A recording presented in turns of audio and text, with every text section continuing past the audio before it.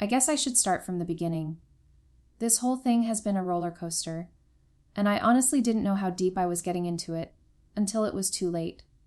I never thought I'd end up in this situation, especially not with my husband. But here I am, telling you about it. I've always thought of myself as a good person.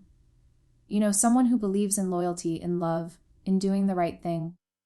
And I honestly thought I had it all with my husband, Steve. We had been married for 8 years, and I thought we had something solid. He was a good guy, works hard, and we had a decent life. But somewhere along the way, things started to feel off. It wasn't his fault, it wasn't even my fault, it just was. We were busy, we got caught up in routines, and after a while, I felt like I wasn't being seen or heard. I needed something, I guess. Something I didn't even realize I was missing until it came into my life. That's when I met Mark. He wasn't someone I planned to get involved with. Honestly, when we first met, I thought he was just a colleague. Someone who worked in a different department at the same company. He had this charm about him that was hard to ignore. Confident but not cocky, funny, easy to talk to. The first time we really talked was over lunch. Just casual conversation about work. He wasn't like the other guys I'd worked with. It didn't take long before we started texting more often, then meeting for coffee or grabbing drinks after work. And to be honest, I didn't even see the first signs of trouble. I didn't go into this wanting to cheat. It was just small things at first. A text, a glance that lingered too long. But then, one night after we had been out for drinks, he kissed me. And everything changed in that moment. I didn't know what to feel. I knew it was wrong. I knew I had a husband at home who trusted me, but I couldn't deny the way Mark made me feel. He made me feel alive in a way I hadn't felt in years. It felt like I was rediscovering a part of myself that I had forgotten. After that night, we didn't stop. It was a slow burn at first. Like we both knew this wasn't something that was going to be over quickly. We saw each other in secret, sneaking around like teenagers, and I could tell Mark wanted more. He wanted to be with me, all the time, in a way that Steve never could. But I was conflicted. I loved Steve. I didn't want to hurt him. I kept telling myself that I would end it with Mark, that it was just a momentary lapse, but it never happened. Every time I tried to stop, it was like I was sucked back in by some invisible force. And you know what? Part of me was enjoying it. I know it sounds terrible, but that's the truth. I felt wanted, desired. And for the first time in a long time, I felt like I was truly alive. I wanted to believe that I was just doing this for me, that it wasn't about revenge or anything else. But that's the lie I told myself to make it easier to live with. Because, deep down, I knew what I was doing was hurting someone else, even if that someone was my husband, who I claimed to love. I don't know when things crossed the line. Maybe it was the first time we slept together. Maybe it was when Mark started making promises about the future, and I started entertaining those thoughts in my head. What would it be like to be with him instead? Could I leave Steve? Could I really walk away from everything I had built with him? But then again, maybe this was all about escape. I wasn't sure anymore. I wasn't sure about anything. It got messy, as things often do. There were times when I'd feel so guilty, so ashamed of what I was doing, that I'd go home to Steve and look at him and feel nothing but this crushing weight in my chest. I didn't know how to fix it. I didn't know if I even wanted to fix it. It was like I was living two lives, and neither of them felt entirely real. But then, it all came crashing down. It wasn't just the cheating that was the problem. It was the lies, the secrets, the constant fear that Steve would find out. And deep down, I knew he was starting to sense something. He wasn't an idiot. He knew I wasn't the same. He knew something was off, but he couldn't put his finger on it. But eventually, he did. And that's when everything started to unravel. I wish I could say I had some sort of grand realization, but that's not how it happened. It just got harder to keep the secret. And the guilt. It ate me alive. But even with all of that, I didn't stop. Because every time I tried to walk away, Mark would pull me back in. It was a cycle I couldn't escape from. I thought I was in control, that I could walk away whenever I wanted. But, looking back, I see how naive I was. I wasn't in control at all. Neither was Mark, for that matter. But in that moment, it didn't matter. I was lost in something I couldn't understand and couldn't explain. And then, it happened. The thing I had been dreading. Steve found out. The day Steve found out wasn't some dramatic showdown like you see in movies. It wasn't a huge blowout where he yelled and threw things or demanded to know everything. No, it was quieter than that. More painful in a way. It started like any other morning. I was rushing around, trying to get ready for work when Steve came into the kitchen. He didn't say anything at first, but there was something in his eyes. I knew. I knew he knew. I could feel it in my gut, that sick, gnawing feeling. I tried to act normal, like everything was fine, but the silence between us was deafening. "Can we talk?" he finally asked, his voice calm but cold. And that's when I knew everything was about to change. I remember sitting down with him at the kitchen table, my heart pounding in my chest. I didn't know what to say, what to do. I couldn't lie to him anymore. He wasn't stupid. He had seen the signs, the late nights, the missed calls, the way I was always too tired to spend time with him. But there was one thing I didn't know he had known about Mark for weeks. He didn't accuse me outright at first. He didn't demand to know the details or throw accusations in my face. Instead, he told me he had found a text message on my phone, one that Mark had sent late at night when I thought he was asleep. It was nothing overtly incriminating, just a simple, "I miss you." But for Steve, it was enough. "I don't know why you did this, but I can't pretend I don't know anymore," Steve said. His voice was steady, but I could hear the hurt in it. It wasn't anger, not yet. It was more like resignation, like he had been bracing himself for this moment for longer than I had. I could feel my face flush with shame. I wanted to apologize, to say that I was sorry, but the words wouldn't come out. I couldn't tell him the truth, not all of it. Not that I had fallen in love with Mark, not that I was planning to leave him, not that everything had changed in my mind and heart. I couldn't admit any of that. Instead, I just sat there, staring at him, feeling like the world was closing in on me. And then he asked me a question. A simple one, but one that cut me to the bone. "Why him?" Steve asked, his voice breaking just a little. "Why did you choose to betray me with him? What did I do wrong?" That's when the tears came. I hadn't cried before, not for this. But hearing him say that, hearing him question everything we had built, it broke something inside me. I realized in that moment how deeply I had hurt him.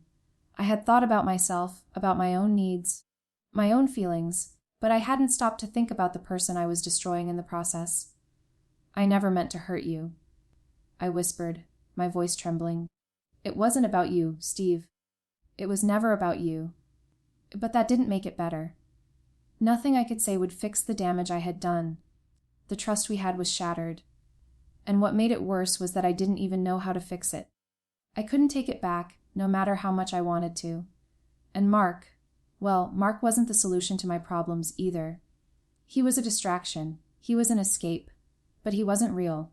He wasn't going to save me from myself. Steve sat there for a while, his face blank, his eyes distant. I could tell he was processing everything, trying to figure out what to do next.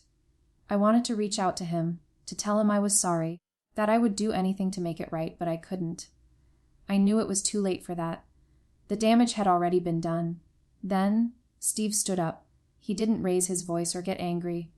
He didn't even cry. He just looked at me, and for the first time in a long time, I saw a man who had been broken. "I need some time," he said, his voice steady again. "I need time to think. I don't know what I'm supposed to do with this." And that was it. That was the moment everything changed. He didn't yell. He didn't demand anything from me, but I could see it in his eyes. He was done. I tried to talk to him, to make him see that it wasn't about us being over. But he was already walking away, heading to the door, and I didn't stop him. I didn't know how to. That night, I stayed in the house alone. It felt like the world had collapsed around me. Everything was different. Steve had left, and I didn't know where he had gone or if he was ever coming back. The silence in the house was suffocating. I couldn't stop thinking about everything that had led to this moment. And then there was Mark. He had been my escape, my distraction. But now I couldn't even face him. I couldn't run to him like I had been doing. I didn't know if I wanted to. What had started as something exciting, something that made me feel wanted, had now become something ugly and complicated. Mark wasn't the answer to my problems. He was just another mistake in a long line of them. I tried to reach out to him that night. I sent a text asking if we could talk, but he didn't reply, and part of me knew that this was it. Everything was falling apart, and I didn't know how to stop it. The next morning, things only got worse. Steve came back, and when he did, it wasn't with a sense of reconciliation. It wasn't with hope. It was with something else. A coldness. He had a plan, and I was terrified of what it was. He was done with me, and I could feel it. It was over. The day Steve came back, I thought maybe, just maybe, there was a chance for us to fix things. I was wrong. His return wasn't the reconciliation I had imagined. It wasn't a warm embrace or words of forgiveness. It was colder than that. He had made up his mind, and everything was slipping away faster than I could keep up with. I had barely finished making coffee when he walked into the kitchen. He wasn't angry anymore. He wasn't yelling. He wasn't even looking at me the way he had in the past, with warmth or affection. Now, there was just a distance, a coldness I couldn't break through. "You're not going to make this right, are you?" Steve asked quietly, his voice almost calm. I stood there frozen. What could I say? What could I do? I couldn't undo the damage. I couldn't take back the months of lies, the secret texts, the stolen moments. I couldn't tell him that I still loved him, because deep down, I wasn't sure I even knew what love was anymore. Everything had become so complicated, but the one thing I knew for sure was that I didn't want to lose him. I don't know what to say. I stammered, my voice breaking. "I'm so sorry, Steve. I never wanted to hurt you. I didn't mean for it to go this far." His eyes met mine for the first time that day, and there was a sadness in them that almost made me choke on my words. "Do you love him?" Steve asked flatly. "Mark." I felt the air leave my lungs. The truth had finally been laid out there. There was no hiding anymore. No more pretending. It was the question I had been avoiding, had been too afraid to answer. But now, it was in front of me, and there was no running from it. I didn't know how to answer. I didn't know if I could even answer it honestly. Did I love Mark? Or was I just in love with the way he made me feel? The way he filled the emptiness inside me that I had ignored for so long? The question was impossible, and it was the one that had been eating me alive. I don't know. I finally whispered.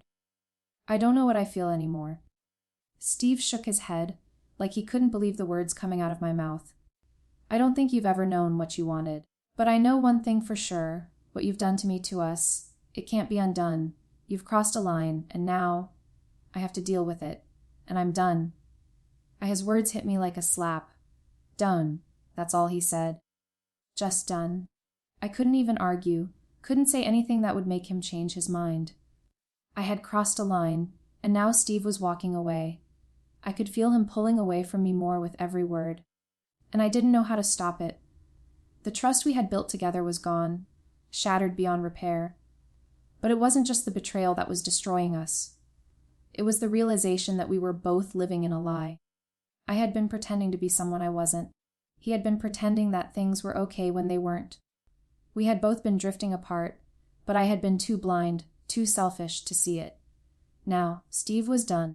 He wasn't just leaving me, he was leaving everything we had built. The next few days were a blur. Steve packed his things, and it didn't feel real. It felt like I was watching everything from the outside, like I was some passive observer in my own life. I couldn't stop him. I couldn't fix things. And no matter how many times I tried to explain myself, no matter how many times I begged for him to stay, he wouldn't. He was already gone, emotionally, long before that moment. And then came the kicker when Steve found out about Mark. When he realized it wasn't just an affair, it was something more, something deeper. It wasn't just a one-time thing. It wasn't a mistake. No, this had gone on for months. The text messages, the hidden calls, the stolen moments, all of it came crashing down on Steve's head, and it hit him harder than anything else. It wasn't just the fact that I had cheated. It was the fact that I had been living two lives, that I had been lying to him in ways he never saw coming. And once he saw the full picture, he knew he couldn't stay. Not after everything. "I've been thinking about this," Steve said when he packed up the last of his things. His face was completely unreadable. And I realized something. It's not just the affair that hurts. It's that you didn't even think about me. You didn't care about me enough to be honest. You chose him. Over me. There it was. The cold, harsh truth that I hadn't wanted to face. Steve had been nothing but good to me.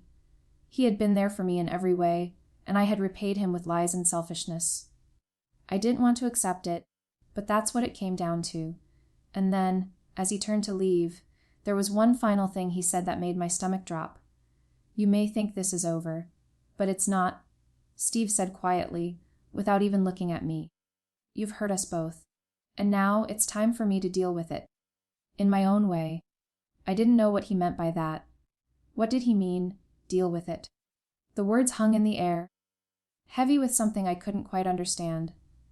I was already feeling the weight of everything falling apart, and I didn't know how much worse it could get. But I was about to find out. Because as Steve walked out the door, I realized I had made a huge mistake. The finality of it hit me, and it was too late to take anything back. The quiet pain of losing Steve was beginning to sink in, but before I could fully process it, I thought of Mark, how I had used him as a distraction, how I had hurt him too, in some ways, even though he was the one I had turned to in my desperation. But now, things were spiraling even further, and I couldn't stop them. The aftermath of everything felt like I was trapped in a whirlwind, unable to catch my breath. Steve was gone, and no matter how many times I replayed the days and conversations in my head, I couldn't change what had happened. I couldn't undo the hurt. All I had left was guilt, regret, and a sense of dread that gnawed at me.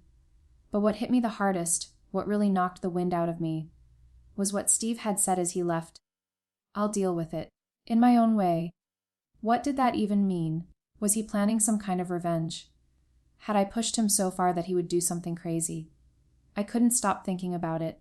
Every minute, every second felt like it was ticking away until something terrible happened. Steve had never been the type to lash out impulsively, but now I wasn't so sure. And then there was Mark, the person who had pulled me into this mess in the first place.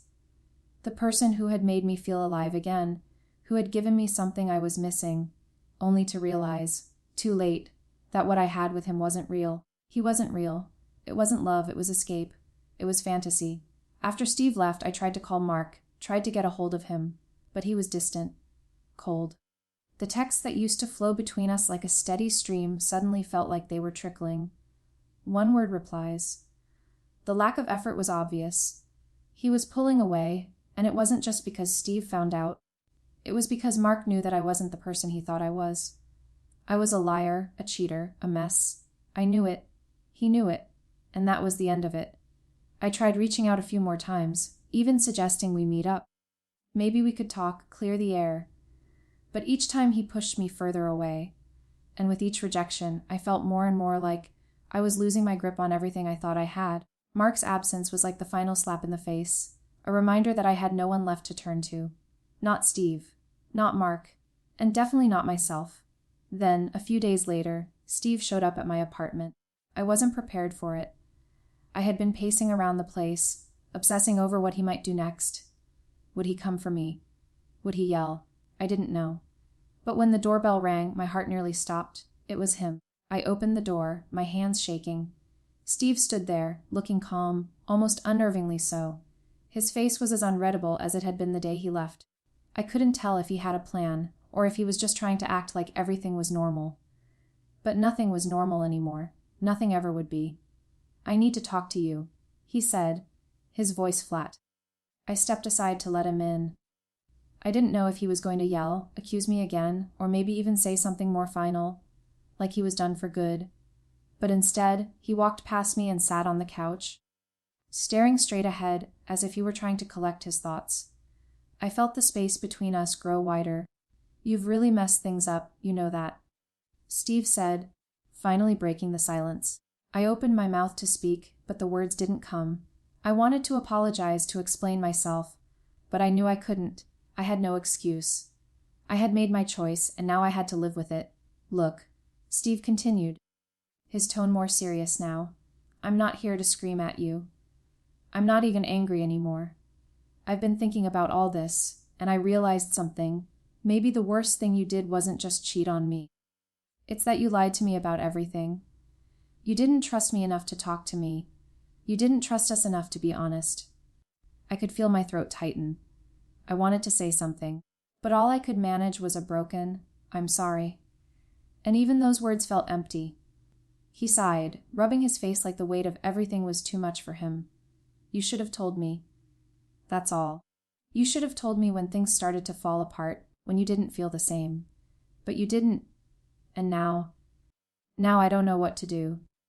We sat there in silence for a long time. I could hear the ticking of the clock on the wall, but it felt like time was standing still. I couldn't move forward, and he couldn't either. Finally, Steve stood up. I couldn't read his expression, but it was like he had made up his mind about something. "Look," he said, his voice softer now. "I'm not going to beg you to change. I'm not going to beg you to choose me. I don't think you even know what you want anymore." He paused, then looked at me, really looked at me. "But I do know one thing. I'm done. I'm walking away." I opened my mouth to say something, to try to convince him to stay, but I couldn't. He was already walking toward the door. "I'll always care about you, but I can't stay in this. I'm not the fool you think I am," he added, without turning around. "I need to move on, and so do you." The door clicked shut behind him, and I was left there, stunned, frozen, and empty. I didn't know what to do next. I didn't know how to fix any of it. Steve was gone, and there was no way I could undo the damage. The weight of everything crushed me. The consequences of my choices were finally hitting me all at once. But the most painful thing was realizing that maybe, just maybe, I wasn't going to be able to fix anything. Steve had walked away, and so had Mark, and the truth was, I didn't know who I was anymore. I didn't know what was left of me. I was alone. And that's when I realized the hardest truth of all. I had chosen nothing, no one, not Steve, not Mark, just myself in the worst possible way, and now I had no one left to blame but myself.